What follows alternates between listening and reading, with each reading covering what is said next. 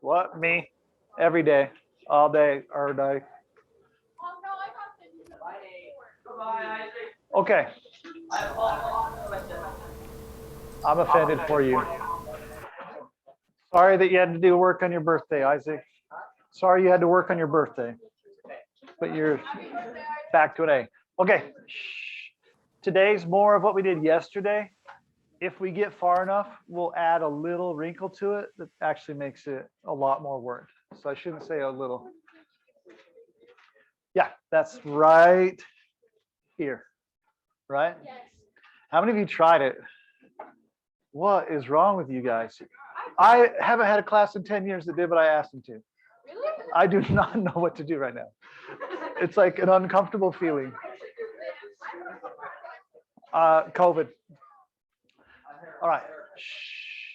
So here we go. Thank you for being amazing. Well, I'll just go, for those of you that didn't do it, work with this. If you did it, see how you did. So 3, 1, 1. Does that sound right? You okay with that? Okay, we need the mass of phosphorus and sodium phosphide. I'll do phosphorus, that's 31. And sodium phosphide, I don't know, someone have that for me? It's 100. Yeah, that's lame. Why would I have done that? I just wrote it out. What are the odds? Okay, so that's 100 grams per 1 mole. I sense something easy coming in the future. Okay.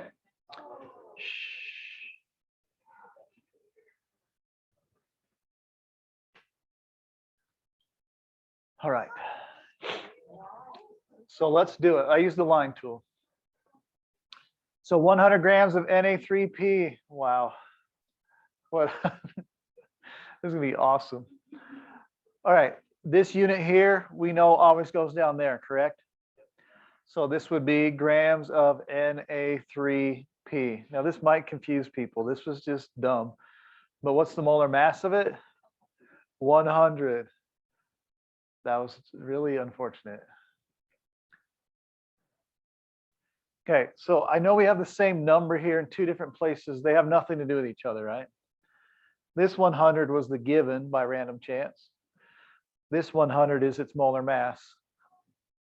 Okay, now coming down here. What unit goes there? Tell your partner. All right, mole Na3P. What's in front of that? A 1. Okay, then I'm going to come back here. I'm solving for grams of phosphorus, right?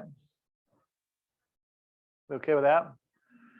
All right, so the unit at the end, finish the sentence for me. Unit at the end is the unit at the end, great. So grams of phosphorus, and it was 31 grams per mole. Is that right? So what unit comes up here? Mole of phosphorus this time, correct? All right, search way back in your minds. Tell your partner, what was the, oh, I should put a 1 right here. That's pretty easy stuff. What did we call this step? Tell your partner if you remember. I heard it from the front. Ratio of coefficients. Perfect. Where do we find the ratio of coefficients? From the balanced chemical equation. All right. I swear I saw your partner today. He was here. He was here. Okay. Okay, we got some super hard math to do right now. We take 100 and we divide it by 100 and take it all, multiply it by 31 and divide by 1. How many then? That's like twice I've done this on these examples. You're welcome. How many had 31? Raise your hands. After I did it right. You guys are awesome. Okay. If you didn't get it right, you're still awesome, but you just didn't get it right. All right, let's do this one. How How many grams of CO2 from the combustion of 105 grams of butane? Butane, uh-oh. Davis, how'd you know that? Because I remember you talking about it. Because butts have 4. That doesn't make sense. All right, so it is C4. All right, Davis. Wow, that man.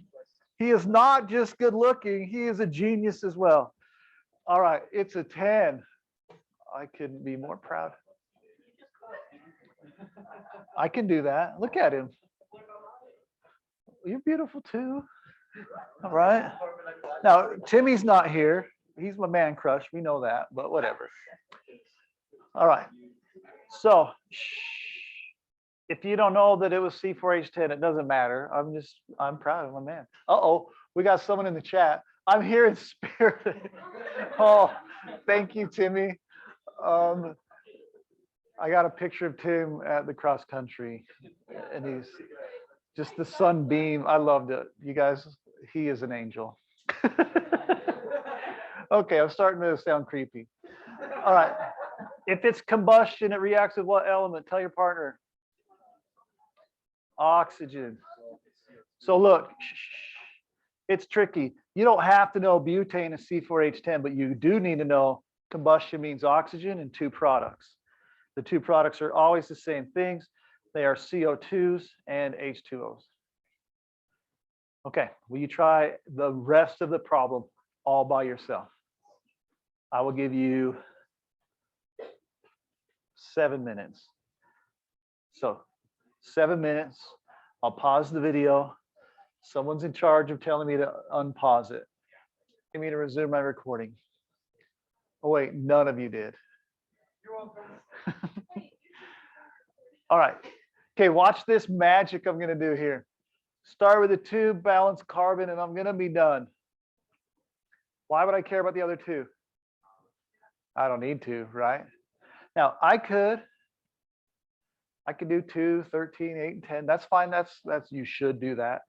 But hey, this problem really only cares about what's in front of here and what's in front of there, right? Okay. And if that confused you, well, I forbid you to do it then. All right, my friends. Picket fence land. Here we go. Whoops. 1, 2, 3. Sorry if you have OCD. Here we go. 105 grams of butane, right? So always start. That's too fat. Always start with a given. C4H10. So far, so good. Okay. Alyssa, okay. All right. There's a few people that said, I'm a little lost. I'm not picking on them. There's way more than admitted it, so we're good. All right, 105 grams. Okay. The unit here always goes where? Down and over. Whoops, that's a 4. That says C4H10. Just trust me. All right. When you added that up, you had 12 and 48 plus 58. 58 grams.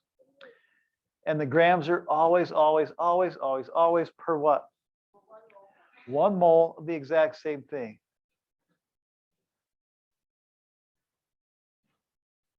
Okay. That's always there. Everybody, in AP chemistry, we do the same picket fence 99.9% of the time. And it always has the given, and then it usually almost always divides by the molar mass of the given. Okay, what must come down here? What unit? Mole C4H10. You okay with that so far? Okay, it's a 2, and I have an 8, so I've got a 2, and we'll come back to the 8 in a minute. But over here, I want to solve for grams of CO2. The unit at the end always matches the unit at the end. So this is grams of CO2. You okay with that? All right. I know that CO2 has a mass of 44 grams per 1 mole, don't I? Will you be bold? Will you raise your hand and admit if you don't know how I got 44? Okay, that's enough people that we better review it. Okay, CO2. Its molar mass is found by taking one carbon. There's one carbon and its mass is 12. I find that on the periodic table. It's the bigger of the two numbers. But it also consists of two oxygens. And I look on the periodic table, the big number is 15.9994. So I'm just going to round that to 16. And that will tell me the total mass of the whole part. Better? Better, better. All right. So then you get 44 grams, and that's always per 1 mole of the same thing. So it really be grams CO2 per 1 mole CO2. Okay, coming back. So I have 44 grams here, 1 mole CO2. These always match each other. So this would be 8 moles CO2. And now I'm ready to do math. I'm going to reduce this to 4/1 to save me a calculator step. 105 times 4 times 44 divided by 58. That's going to be 381, or was it 318? 318. Okay. Hold on. All right. My Bluetooth quit for a minute. 318. Okay. Raise your hands if without my help you had it 100% right. Raise them higher. Now, if you're not raising your hand, don't feel dumb. Okay. Put those down. Raise your hands if it made sense 100% when I did it. Okay, now raise your hands if you're still, and be bold, it's okay if you're still really confused. Okay, all right, so a couple. All right, next. This is from our old textbook. I want to just talk through it. It says hydrofluoric acid. Hey, how would we know its formula is just HF if it wasn't right there? How do we know it's just an H and one single element? Hydro. Hydro means H and an element. Okay. Cannot be stored in glass bottles. That'd be a really bad thing. Because compounds called silicates in the glass are attacked by HF. Sodium silicate, for example, reacts as follows. So you got 1 plus 8 goes to 1 plus 2 plus 3, all those things. Sound good? I want to talk about A. This doesn't ask for grams. It just says how many moles of HF are needed to react with 0.3 moles of Na2SiO3. Okay, most of the time we'll go from grams and grams, but sometimes they ask for just moles. So don't panic when it does that. It's shorter. We're going to do the same type of process here. It gives me 0.3 moles of this stuff. I'm going to call this A. Are you okay with that? I don't want to write all that out. So I'm going to go like this. 0.3 mole of A. It wants me to solve for HF. HF isn't very long, so I'll just keep HF. You okay with that? It wants mole HF. So I know what must come down here. What unit? Mole of A, and that is a 1. And how many moles of HF? 8. So here I just take that and multiply it, and it's 2.4 moles. All right, so sometimes, not very often, it'll be a lot shorter and it gives you moles and asks for moles. So you just take your given and multiply it by your ratio of coefficients. For every 1 of A, I produce 8 or use H, or 8 of HF. Okay, these are supposed to be more simple, but kids, they kind of get lost because you're used to the long part. All right, looking at B, we won't do B together either, but this time it wants grams and it wants from moles. We can do it. So this time it's going to be this way. I have 0.5 mole HF. I want grams NaF. So the process still tells me what comes down here. Mole HF. Tell your partner the number in front of moles of HF.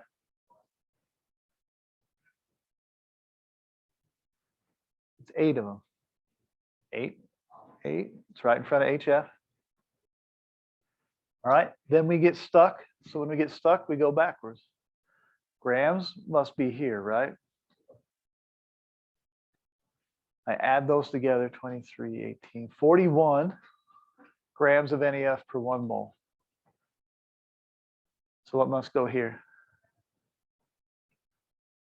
NaF, and I find that right there. Shorter. Down here, grams and grams. We'll do that one. I'll have you do that now. But sometimes it's short, sometimes it's medium, sometimes it's long. Most of the time it will be this way. All right, sodium silicate. Anyone found that mass yet? Okay, then 48 plus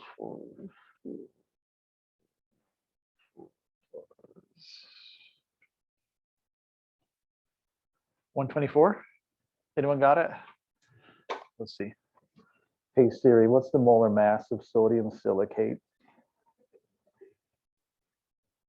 The molar mass of sodium silicate is about 184.0. Whoa, 84? What did I miss?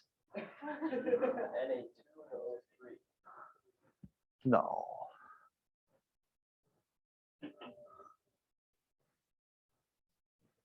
That seems way too high.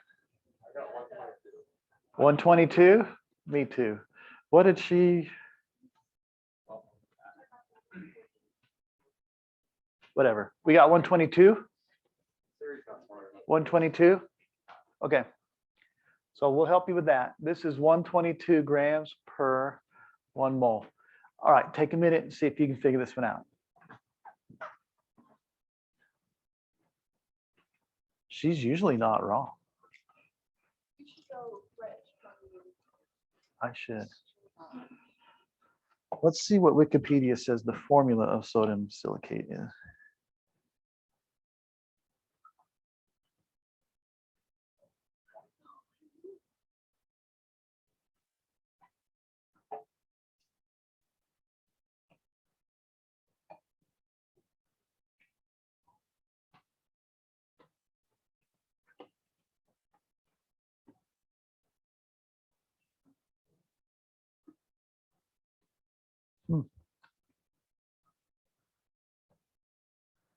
Yeah, that's just straight up wrong. Very rare.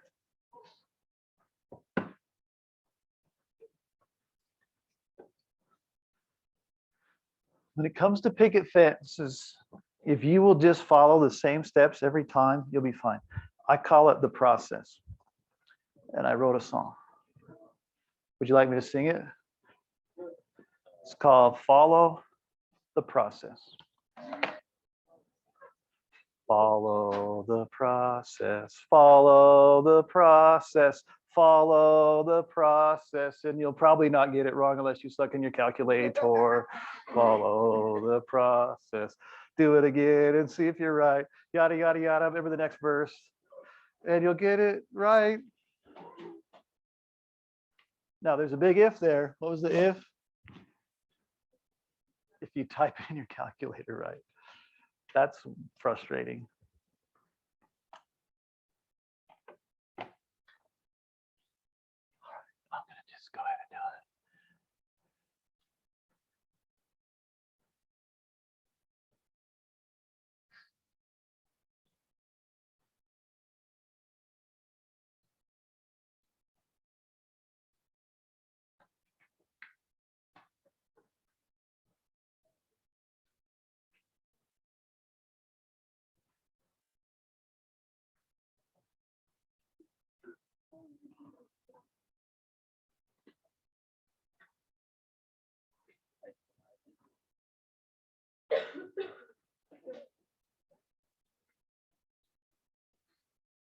It's okay.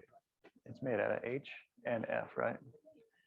H has a molar mass of 1 and 19.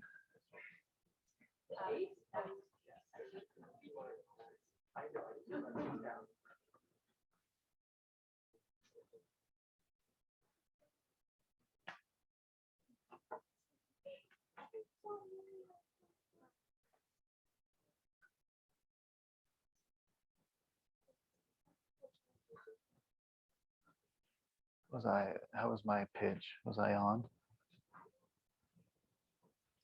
It's your madrigal. I assume you're judging me every second.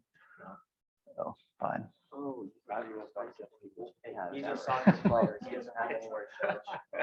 Oh, He doesn't have any room. Davis, you don't understand. I love soccer. Soccer's actually not that bad. Okay. Yeah, soccer's just- Yeah, I think soccer is one of the best sports there is. You feel confident about your answer? Okay, good. I like it. It's set up right for sure.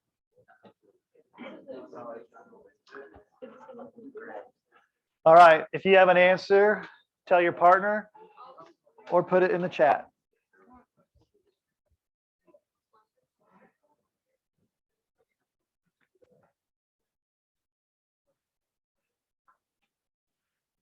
Um, 6.1, I'm not confident. Yeah, 0.61? 0.61? All right, Tim, you most likely you missed that decimal right there, but you did everything else right, I'm guessing. You need me?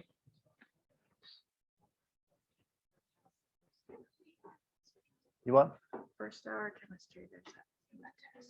Okay. Yeah, it is. Do you remember? Oh, it's locked. Locked. Thank you for remembering that. All right. So no big deal there, Tim. Most likely that's where you did it. How many had it right? Raise your hands. 0.61, I think, is what most people said. That's okay. Right with help is acceptable right now. All right, my friends. Let me teach you a trick that if you like it, do it. If you don't like it, don't do it ever. But this is what I would do to save yourself some time. I would turn everything into variables. A, B, C, D, and E. Now, why I would do that is because a lot of these get long. And if you have A, B, B, B, especially on the AP test, if you were comparing these two things right here, you don't want to write that 3 times and that, or 4 times and that 3 times. So if you replace, like if you just put these up as variables, still find their mass, like HF, you would know B is equal to 20, and you know A was 122. Like you have to do that. It just saves you time writing out the picket fence. And time is absolutely priceless on the AP exam. So, okay, I got an amen right over here. So, yeah, I did. Oh, wait, I didn't take it. I'm not smart enough. Okay, anyway, if that didn't, what I just did didn't make sense, then don't do it. But I will start doing it occasionally. Okay. All right.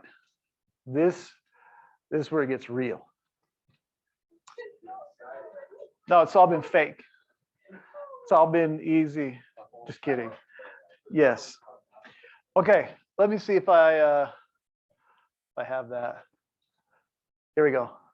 Anyone ever wanted to make cookies and you didn't have eggs? Raise your hands. Or chocolate chips or flour or sugar. You went to do it. Like one time I went to make mac and cheese. And I boiled the water and I had no mac or cheese. So I had boiled water for lunch. All right. Okay. If you don't have flour, then you've experienced what we call a limiting reactant. Any of you ever ran out of gas? 1, 2, 3, 4, 5, 6. It happens. So think about this. When you run your gasoline engine, it's a combustion reaction, and it's gasoline plus oxygen produces CO2 and H2O. You've never run out of oxygen. You run out of gas, right? So in that reaction, one of them is limiting. Limiting means the one that won't let it go on forever. So if it was your eggs for your cookies, that was the limiting reactant. In your car, when you run out of gas, your limiting reactant was, I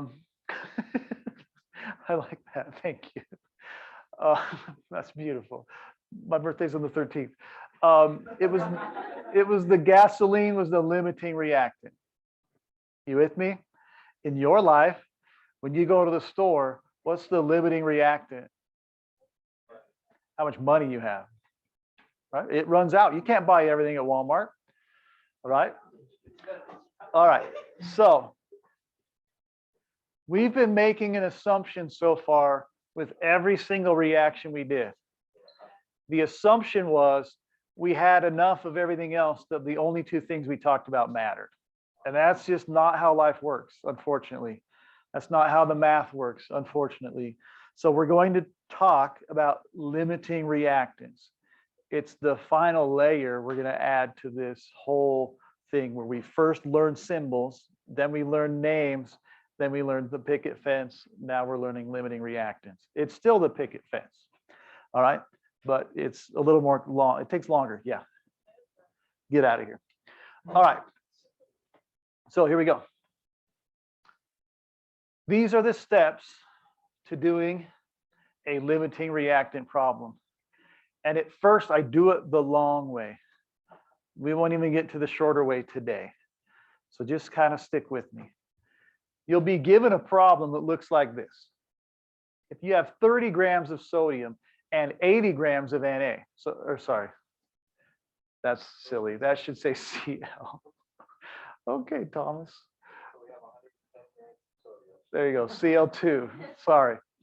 How many grams of NaCl can you make? You know it's a limiting reactant problem. There's something different. Look at this and read it and see if you can tell your partner, what's different about this than the rest? Okay, I hear the word 2 a lot. I gave you 2 amounts of reactants, right? If I only give you 1, it's not a limiting reactant problem. And you just do it like we have. If I give you both, well, then we're in trouble. And once again, I'm going to teach you the long way first, and then we'll do it the shorter way if it makes sense to you. So you balance everything. So I'm going to balance. I've done this 100 times. It's 2, a 1, and a 2. We all right with that? Okay, so we got to balance reactions. Find the molar mass of each component in the reaction this time. All of them. Every single thing. So sodium from the periodic table, the bigger number is 23 grams per 1 mole. Cl2, there's 2 of them, and they're 35.5 each. So that means it is 71 grams per 1 mole.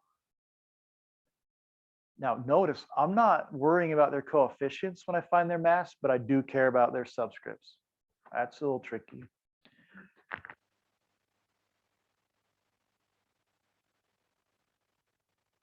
All right, then, excuse me.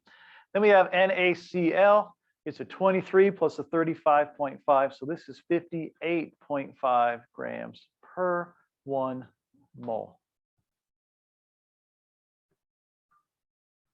All right. Now, we've done that. Then we're going to determine the limiting reactant. And this is the long way. I'll teach you the short way. Some of you will never like the short way because it uses some Jedi mind tricks, but it's way faster. This is what I'm going to do. To find the limiting reactant, I'm going to make 2 picket fences. And I'm going to start with both givens. So follow me for a second. We ready? I'm gonna make 2 picket fences.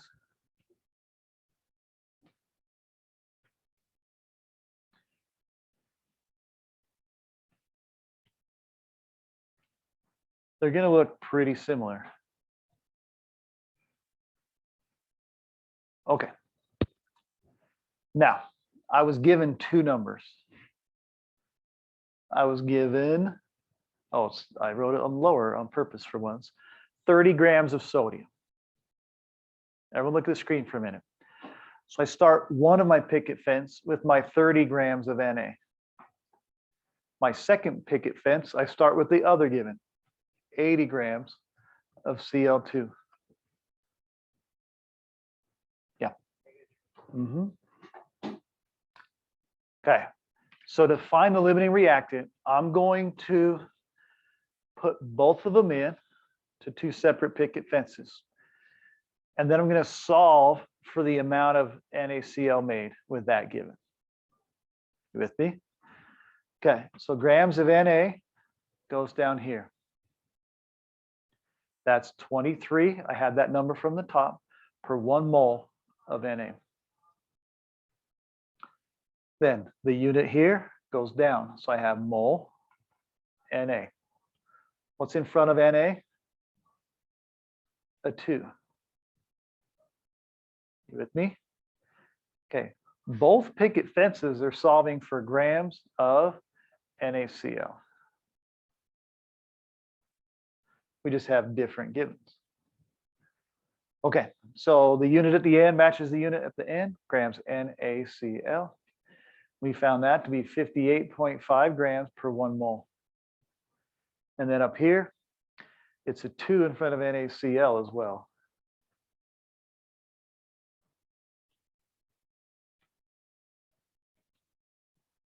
Okay, the second picket fence, it's just with chlorine now. The end is the same, so I'm just going to fill that out. 58.5 grams of NaCl per every 1 mole NaCl. This is still 2 mole NaCl, but now I have chlorine here. So Cl2, the grams of Cl2 were 71 grams per 1 mole. And this unit down here is the 1 mole Cl2. Okay, then we got some typing to do. It's be careful on a phone. I love how you're doing that though. That's the smart way to do it. She multiplied all the top and wrote the number down. And she's gonna multiply all the bottom and write the number down and divide. If you have a normal calculator, just put the bottom in parentheses. And right under here, behind that cabinet, I have 20 TI calculators that you're welcome to borrow at any point in time. I will hand you one. Express delivery.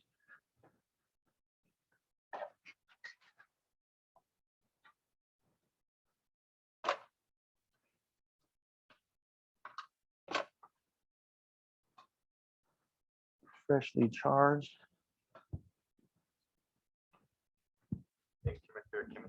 Oh, you're my favorite case that didn't transfer out of AP Chem.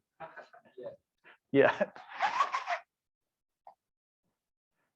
You definitely are already a lot more focused than the other one I had.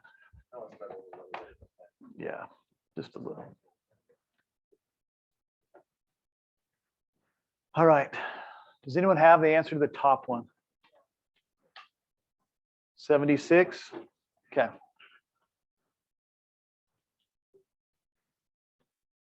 Bottom one? 130 something? Okay, everyone type it in, double check you get the same numbers.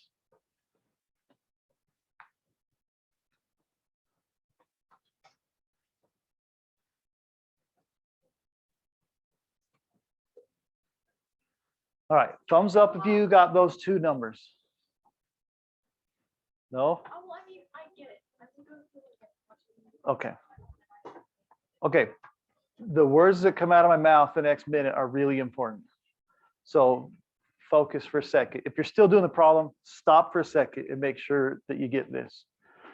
I have two answers. One of them is completely useless to me, and that's the bigger value. Follow me here.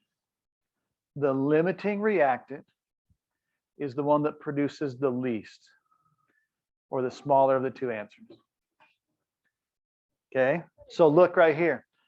Which one's the smaller value? 76, right? So I'm going to do this, and it hurts feelings, but I'm going to go like this. I don't ever want to accidentally use that number. That was only necessary to figure out which one was limiting. So stick with me for a second. This is the confusing part. This being the smaller answer, look at the screen. Absolutely look at the screen for a second. This being the smaller answer means that Na is my limiting reactant. It does not mean NaCl is my limiting reactant. It wasn't a reactant in the first place. And kids get that wrong a ton. All right. So you make two picket fences. Find the smaller answer, and whatever you started with is your limiting reactant. So this is what limiting reactant means in this example. It means at the end, I have 0 grams of Na left, but I would have excess CO2 left. Okay, and that's something we're going to have to figure out too. But let's go for it now. I have some answers. I have that I'm going to make 76 grams of NaCl at the end, because that's what it asked me for. Go ahead. 2/2? Yeah, we can. You still get 76. Okay, thumbs up if you're kind of all right with how I logic my way through that. Okay, the one you have the least of is the one that's the limiting reactant. So I could label this now. I have this as my limiting reactant. This has a name too then. Anyone read and know what it is? This is the excess reactant. And then this stuff is just my product. It's the stuff I make. All right. Almost every problem, and especially the ones I give you on the exam, it will ask a question like this, but it will also say how much excess reactant is left at the end. There's two ways to do this. This problem is really, really simple. There's the right way, there's the righter way, and then there's the I make an assumption way. But this one we can get away with it. Follow this idea of the law of conservation of mass. How much mass did I start with? 110, right? How much of this did I make? 76. So how much chlorine then is left over? 110 minus 76.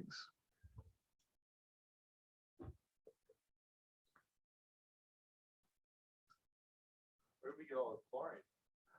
Where did we? Oh, never mind. Okay. The total number of reactants. Yeah, and then we use the whole thing. Okay. Okay. So what we've learned in this problem, if I have 30 grams of sodium and 80 grams of chlorine, I will produce 76 grams of sodium chloride with 24 grams of CO2 in excess. Oh, I didn't do my math right. That's the 34, right? Yes. I just did 100 on accident, like your eyes did too. Yeah. Okay, raise your hands if you're okay with that. Why would it not work? Why won't it work? In most reactions, you'll have another one here, plus whatever. So then you have to know what your excess was, and you have to know how much of the other thing was. And you can do the math, but then it assumes you did everything right. So this works easy, but this is how you should do it. Are we ready? Oh, I'm super close, sorry. How's that, Brown? Better? She didn't even notice. Okay, here we go. This is how you should find the excess. You're silent, so I know I've blown your mind. To find excess, guess what we're going to make? A picket fence. You sound so surprised, Isaac. You will remember when I said we'll do hundreds of these? And you're like, there's no way. Well, we're probably already like 10 and we're 2 days in. All right, this is how you find excess. You start a picket fence with your limiting reactant. Everything, once you know it's your limiting reactant, everything starts with your limiting reactant. So how many grams of limiting reactant were there? There was 30 grams of Na. Now this is what we're going to solve for. I got to erase this arrow. We're going to solve for the grams of Cl2 used. And we can do that. Now listen, the question is, what's the excess? I don't have one simple equation for excess, but I do have one for used. I start with my limiting reactant and I just solve for grams of Cl2. So it's the same. Grams of Na come down here. It's 23. 1 mole is always tied to the grams. What must come down here? All right, mole of Na. And from the balanced equation, I know it's a 2. Now come over here. Grams of Cl2 at the end must be grams of Cl2 at the end. That was 71 grams. Okay, I'm not putting what I was given. This is its molar mass. 71 grams per 1 mole of it. And what must be up here?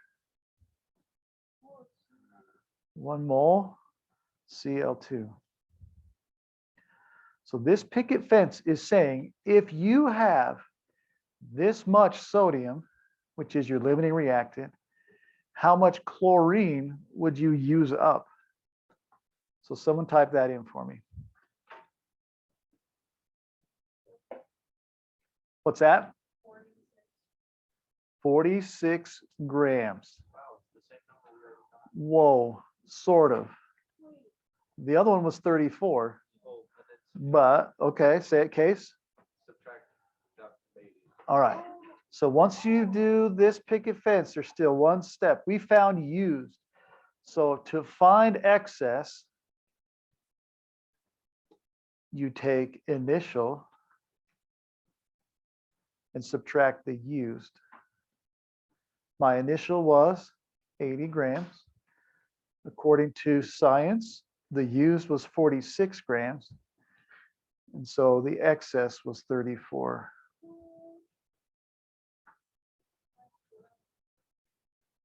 Well, that was the worst box in decades. Who's having fun? Like, this is cool stuff.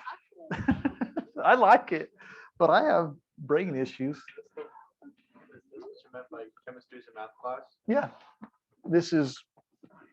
it's one equation and then it's 30 minutes of math. Yes, Seth. So do you want to define excess? Excess. Excess. The picket fence is like the This is, remember I said there's a right way and there's a righter way? This is the righter way. And the reason why this is the righter way is because in the top one, you're assuming you're right. This one, if they were different numbers, you know you screwed up. Okay, so now, and then also, if this only has one product, do it the fast way. But they don't usually. And then life's a lot more tricky. So this is the one we're going to work on from now on. This is the one from the test. This is the problem on the test. Oh, I don't like this. Now, my friends, the only thing that will change is this and this. And all of you will get a different number for that. So if I were you, I would take my phone out and take a picture of this, because I don't tell you what's on tests very often, but I'm just saying straight up, this is on your test. So I think the back of your head looks really nice. It comes naturally.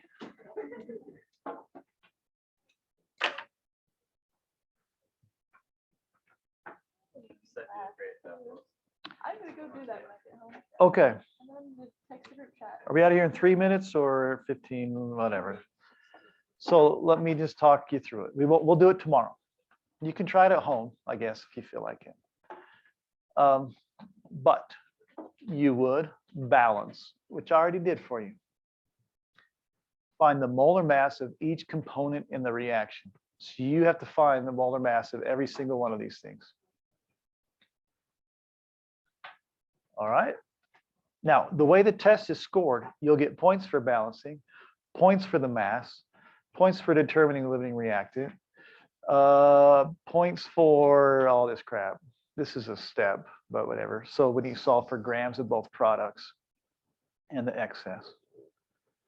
So you would start 2 picket fences with your 6.25 grams of this, your 3 grams of that, and then you'd fire away. Then the one that gives you the smaller answer is the one that came from the limiting reactant. After we do this one, I'll show you the short way, and a lot of you will think, well, I'm going to do that the rest of my life. And a couple of you will think, what? I don't even know what a mole is, Mr. Davidson. All right. Once you have the limiting reactant, then you can solve for the mass of both products. Then you can figure out the mass of your excess. Wait, when you're trying to find the limiting reactant, Okay, perfect question. The answer is whichever one you feel like. whichever one. Just pick the same one. I usually pick the one with the fewer things in it. It doesn't matter at all, because you're going to have to find both answers in the long run. Okay, we'll do this tomorrow. This is a good 20-minute problem in class. By the end of Friday, that's tomorrow. Tomorrow's Friday? By the end of Monday, this should be a 15-minute maximum problem. Hey, I'm putting your test on your radar now. It's less than a week away. Test is less than a week away.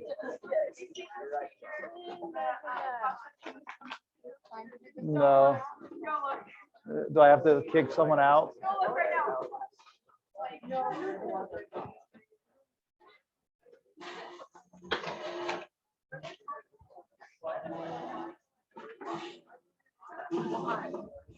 David, I was gone. Oh, gosh. I was gone during the whatever class. Okay. How would you like me to make that up? That's a really good question.